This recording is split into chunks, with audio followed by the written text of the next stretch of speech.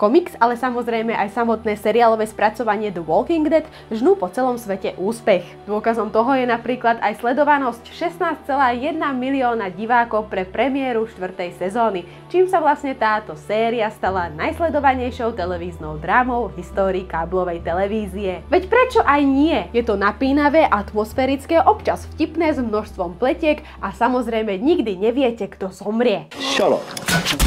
Čo nám však ponúka knižné spracovanie tejto témy? Tady dneska poteče krev. Vitajte v Inferne na polícii.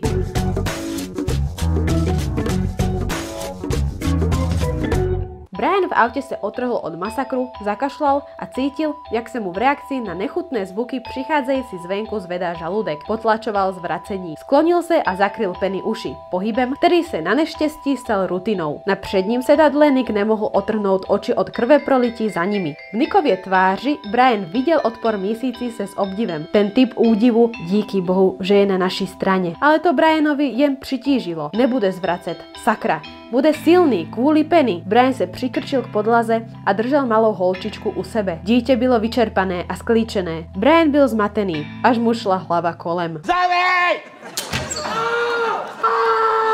O čom to je? Bratia Blakeovci s malou Penny a hrstkou preživších sa snažia prežiť zombie apokalypsu. Hľadajú prístrešie, pitnú vodu, jedlo a samozrejme zbrane. Inak by sme tady čitli hlady. Nakoniec sa im to aj podarí. Najdú jednu vilku a rozhodnú sa v nej zotrvať. Situácia sa však zmení, keď sa zombíci začnú zoskupovať pri ich dome. Ich útočisko sa zmení na väzenie. Prečo nie? Poprvé brat versus brat. Tieto stereotypy skrátka poznáme. Bude jeden aktívny a druhý pasívny, alebo hulvát a citlivka, alebo to jeden vie s autami a druhý s hudbou. To je pičovina jak svinia. A takto sa stavia, prosím pekne, svetoborná zápletka. Nič originálne. Po druhé, psychologizácia. V knihe je postava Filipa, ktorému zomrela manželka a jediné, čo mu na svete ostalo, je malá dcéra Penny. Od čias, čo Quasimodo chodil ulicami stredovekého Paríža, toľko ľudí nevyrieklo slová ten chudák.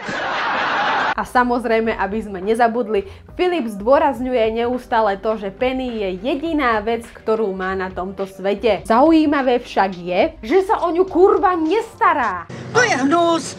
Ja už bych sa nejradši napovyprdla. Áno, zabezpečuje svojej skupinke jedlo, pitie, prístrešie, bezpečie, ale ako náhle sa dostanú do tohto bezpečia, tak sa na svoju dceru vyserie. V skutočnosti sa však jej venuje jeho starší brat Brian, ktorý ju nosí na chrbáte, neustále s ňou komunikuje a tak celkovo správa sa k nej ako vlastný otec. Paradoxné je, že Filip sa začne o svoju dceru starať, myslím tým komunikáciu a čítanie rozprávok, až vtedy, keď sa malá premení na zombie. Akože čo? No, že bych udávala, ale hlásiť sa to musí. Tá malá špina predsa už bola jeho jedinou rodinou, keď bola živá a teraz je zrazu z neho milujúci otec roka. Po tretie, logika niektorých scén. To akože vadí, že keď skopáva mŕtvoly zo strechy, tak to privoláva nemrtvých. Ale keď začnem jebať na hudobných nástrojoch v bytovke, taká som smutná z tej zombie apokalypsy.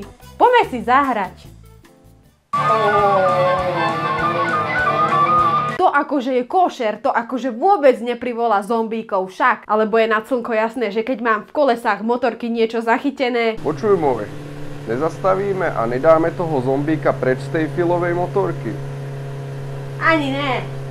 Tak to určite dám dole za jazdy. Prečo áno? Prvá kniha trilógie o guvernérovi zaujme hlavne tým, že je o princípe zla a o tom, aká je tenká hranica medzi pudom sebazáchovy a šialenstva. Teda čo človek spraví a ako bude konať vo vypätej situácii. Bude sa snažiť zachrániť seba či svoju skupinku preživších, priateľov alebo blízkych? Bude zabíjať nemrtvých pre potešenie či iba v nutných prípadoch? Práve tento moment autori knihy veľmi dobre zachytávajú aj napriek tomu, že ide o žáner survival hororu.